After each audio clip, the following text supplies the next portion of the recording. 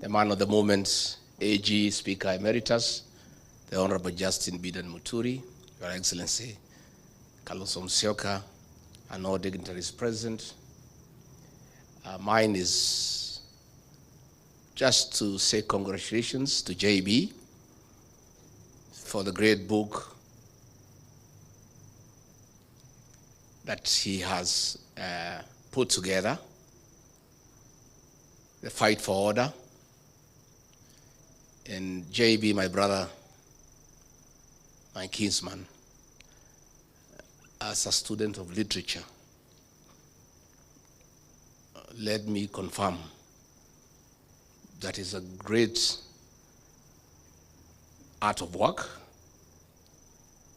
And in literature, you evaluate content and form. At the University of Nairobi in the 80s, there were two schools of thought on what defines a great work of art.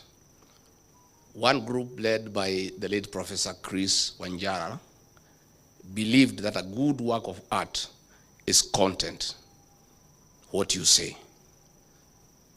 Another group led by Professor Henry Dangasi believed that a good work of art is the form, how you say it.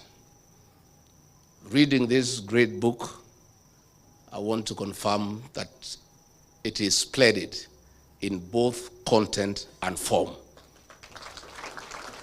You have told a good story, and you have told it well. J.B Muturi, my brother, is a great friend of mine. We have come from far. We were trying to make Uhuru Kenyatta president in the year 2002, together with Murathe. Those days, I used to take Uji Murathe. I quit the club. I'm still told you are taking Uji in the layer. And we did not succeed. We proceeded until we made Uhuru Kenyatta president in 2013, and he became speaker. I joined him as a member of parliament in the 12th parliament, and we've been very close. Then we looked for government together. We were in the same cabinet. What J.B. has written here, especially the latter part, is true. And in the cabinet we served under Githinji, J.B. and I were the only true, honest people. When I left, he was left as the only one who is honest. When he left, there's nobody in that cabinet who is truthful. The rest are flower girls and yes, sir. And this is a good story, and these stories must be told. I will be telling mine, but not now. I'm too busy. I have some work to do. But I'll be doing a good work on the Ruto betrayal as we go on. It's good to tell this story because J.B. tried to bring order to government like he had brought in parliament. And J.B. was a good speaker. Despite the fact that he came from TNA, he never became a youth winger for Uhuru Kenyatta. J.B. and Kenneth Marede were two great speakers. It's unfortunate the speaker we have today is a youth winger. You find him in empowerment forums giving people maharagwe. And for that, J.B., we salute you. You created order in parliament. You tried to create order in government and you got in trouble, like myself. That's why we are out with you in the trenches. Because you tried to create order. Let me confirm to the people of Kenya that J.B. Muturi as Attorney General saved this country billions of shillings by refusing to sign shady deals that were laced with conflict of interest and state capture. I remember when one day he was in Dubai and William Ruto called me very annoyed and very angry and full of abuse, abusing J.B. Muturi in all manner of abuses. Wewe Rigiji, tafuta hiyo mtu yako ya bere, hiyo mjinga. Bure kabisa hiyo mtu. Hii sanamu mlitoa wapi mliletea mimi as Attorney General? Tell him, nitafuta ye kazi. I'm telling him to do things he cannot do. Tafuta ye, si mtu ya kabila yako. Huyu Ruto anasema hataki ukabila. Tafuta ye and tell him to sign those things. Hey, I called J.B. Hey, AG, where? Boss is burning. He is all over. Kwani umefanya nini? What have you done, my brother? You are in trouble. He said I was coming. I'm at the airport, and the boss has called me. I met some business people there and signed a contract on the runway. And I've said I can't. I need to look at the document, give it to people at the chambers, interrogate, and advise government whether it's in order or not. I cannot sign. So I called the president. I said, no. Boss, what you're asking JB to do is wrong. He's on transit, and he's being given documents by people he doesn't even know to put his signature as Attorney General that it is right. And he stood his ground. He was trying to call government to order. I remember one day we were in Naivasha for a conference for cabinet secretaries and principal secretaries. And William Ruto called me to his room again and abused me and my community because of J.B Muturi. Hii mtu yako ya bere, buri. Ebu muite hapo mwambie hiyo vitu nimwambie afanye. And he should not tell me anything. I'm the president. I am not a lawyer, but I'm the president. What I want must be done in this country. Can you look for him and you get back here uniambie? So nikatafuta JB, nikaita yeye kwa room yangu. JB, again wewe, you have robbed my boss the wrong way. What's the problem? JB said he is asking me to sign a deal to buy land with the funds from the Settlement Trust Fund, SFT, for putting up an industrial park. This fund, by law, you can only buy land to settle squatters, to settle Kenyans who are landless. You cannot use it to buy land for any other purpose. I cannot do it as Attorney General. Please tell him I will not do it. So I went back to him, I said, it cannot be done. And he has explained to me, and I agree 100%. So when J.B. Muturi says we need to call the country to order, he has lived those words. And he was my soulmate in cabinet, because he was only the truthful person who is fearless. One day, when they are in cabinet committees, the president had tasked his tribesmen there in cabinet to keep him informed on the deliberations in cabinet committee by text. So if the direction a debate is taking is not going his way, especially in issues he is conflicted, he would send you a text and tell you how to take the conversation. So JB looked for me and we agreed what to do. Himself and myself, we will leave our phones away so Ruto cannot reach us. By the time he has been told what he wanted is not going the right way, to a petition. And he has told you, I would say, I rose finance bill, everybody. Oh, Mkubwa Muturi, I said, boss, this thing cannot be accepted by the people of Kenya, and we'll have an egg on our face. Kenyans will not take this finance bill. He took me to task. I said, no. I told the Secretary to Cabinet, Mase Wajau, put it on record for posterity. I have said, no, it will not work. So when it did not work, we went to Cabinet. I wanted to revisit the matter, Kakata. I said, boss, can we go back to what I had said after the agencies brought a problem? The worst, of course, is when JB's child was abducted by the National Intelligence Service. And he called me, William Ruto was out of town, and said, Deputy President, my son has been abducted. I'm talking to everybody, they are taking me in circles. This is not acceptable. And for your information, if your child is missing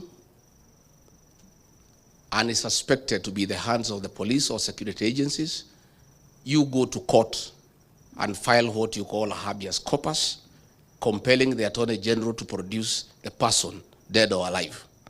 So J.B Muturi asked me, as Justin Muturi, if I file a habeas corpus against the Attorney General of the Republic of Kenya, whom will it be served upon?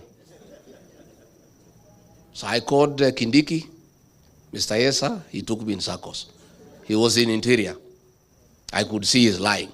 He knows, but pretending he doesn't know. I called Nudin Haji, he took me in circles. I called Mohammed Amin, director of CID, he took me in circles. I called Japheth Kome, he was the IG, he was talking to me in Kemeru. And they were all taking me in circles. And I called William Ruto, he was out of town. I said, Mr. President, Your Excellency, we have a problem in our hands. The son of your Attorney General has been abducted. He sits in the National Security Council. He is here with me asking why anybody would abduct his son. And he sits in the National Security Council. He is a principal legal advisor to the government. If anybody had a problem with his son, it's just asking Meji, can your son turn up here? I say, this is not right. Wewe Rigiji wacha fitina bana. Wewe umenisumbua. Kila siku unanipigia simu fitina. Abducted by who? In which country? Wewe bana usinisumbue. Usilete mimi fitina. He's put on the phone. So I told JB, go and face him. He knows where your son is. I've listened to him, I know him. And JB took my advice and I alerted him. I told him I will alert you when he arrives. The minute I was told he is 10 minutes away, the choppers were alerting, I said, be at the gate. He went and faced him head on as a man. And JB pongezi. That's the way to be a man. And within 2 hours, his son was at home. This is what we need for this country. Most people are cowards. JB, you didn't want to waste time inviting CSs. They cannot come here. They are cowards. They don't want to be associated with you because of what you say and what you speak. Let me say finally, JB is a good man. He was my boss in Parliament as Speaker. I was a first-time MP. 5 years down the line, I became his boss as Deputy President. He respected me in my new position. All the other MPs we came with from Parliament had nothing but disrespect and distaste for my new position. But this man here said, God has given you this opportunity, we must respect authority. So we developed a very tight relationship. And I had to pay him back one day in kind. And it's good I tell you. After the Gen Z protests, the cabinet was dissolved. And William Ruto was struggling on what to do, bring Raila and his people in, this, that, and we let him do what he wanted to do without too much argument. And he announced the first batch, and out of the positions I had negotiated for my counties where I come from, he did not appoint anybody from Embu. And I asked him why. He said, let's wait kidogo. So, in the next appointment, the final one, he called me and Musalia so that we flank him to announce the last batch of cabinet. And he was in a hurry, let's go. I said, hey, what do you mean we go? How? How do we flank you to announce what we don't know? No, wewe Rigiji wacha maneno mingi. Musalia, let's go. I said, no, I can't. If we are flanking you to make the announcements, we must be part of what you're announcing as the usual practice. I cannot flank you to announce cabinet when I don't know who you're announcing. I cannot hear it for the first time with the rest of Kenyans and the press. So he was very angry. Then he rushed to his office. Oh, Musalia, my God. He was shaking like a leaf. Oh, mommy, how can you challenge the president? How? Please, this is not right. I say, Musalia, my friend, do you know this announcement, your name could be missing in that paper? The only person who is safe is myself because I'm elected. So mimi hata nakusaidia. So he went and brought the list and threw it at me. I looked at it and found that J.B. had been dropped from Embu and he had put somebody else. And then I asked him, who is this? I don't know him. You have not consulted me. We had an agreement. Who is this? Oh, is somebody says Barida brought. I said, no. I cannot be party to that decision. Because the other time, you appointed somebody from Meru. I did not argue with you. The people of Meru were asking me, who is this? I don't know. Where is this home? I have no idea. This person I don't know. So if that is your choice, go ahead and announce. I cannot accompany you to make that announcement. He said, wewe Rigathi. Hii ukabila yako itakufikisha wapi? I said, Mr. President, I am not party to that decision. How do I accompany you to announce something I'm not part of? And the people of Embu will be asking me, who is this? But if I'm not there, just go ahead and announce. He kept quiet like 3 minutes. He said, he threw a pen at me. He said, Toa hiyo mtu weka hiyo JB yako hapo. This JB, you are crazy about this JB. I said, but Mr. President, this is a good man. And I chair the cabinet committee. This is a solid minister. All the other people you are putting and you have returned, most of them are useless. I sit there and I have listened to this man. And he means well for this country. So why do you want to remove him? What is it that he has done? So he said, chukua. Mimi nikachukua kalamu, nikafuta hiyo mtu na kalamu ya wino, nikaweka Honorable J.B Muturi. Nikamrudishia. But then I told him, because I know you, if we go there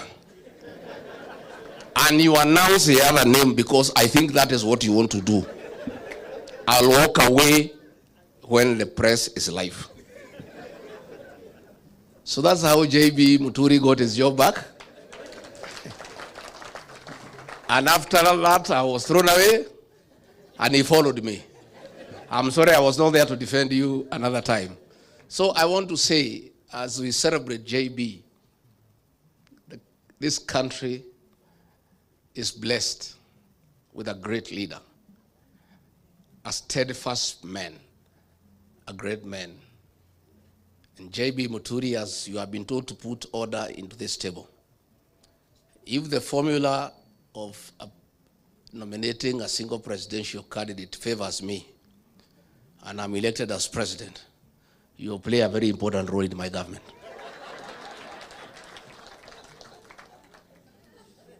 And for having been kind to me, when you asked me to step down my candidate with Senator Lene Kivuti, our senior elder, you know, in our community, we have seniority of elders. If Lene Kivuti summons me, I'm a junior elder in my community, and gives direction, I just have to honor. So when Lene Kivuti and J.B Muturi summoned me and said, as better people, we have decided that you step down your candidate in favor of Newton Karis, I agreed with the two senior elders from our community, because that is the way things should be run. So J.B Muturi, please take us to Bere with Senator Kivuti and call the people of Bere North to order. Because Kasongo has put 300 million shillings so far in that by-election. Senator Lene Kivuti, you must lead us there to rubbish that money in 6 hours.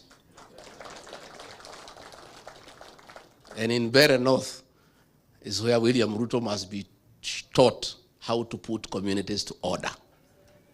And J.B Muturi, mimi nakutakia mema. I'm sorry I've taken a little bit longer, but I wanted to tell you about this man. And where we are, as a country, we need such people. J.B Muturi and myself could not last in that government. The leader of that government is a pathological liar.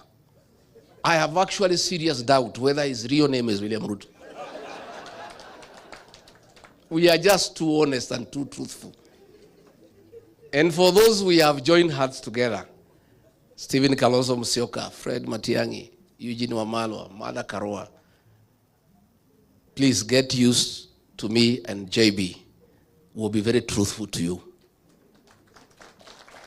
And always take it well, because we mean well for this country. And for you to help this country, you must be truthful, not only to yourself, but to the people of Kenya. Asanteni sana na shukuru sana.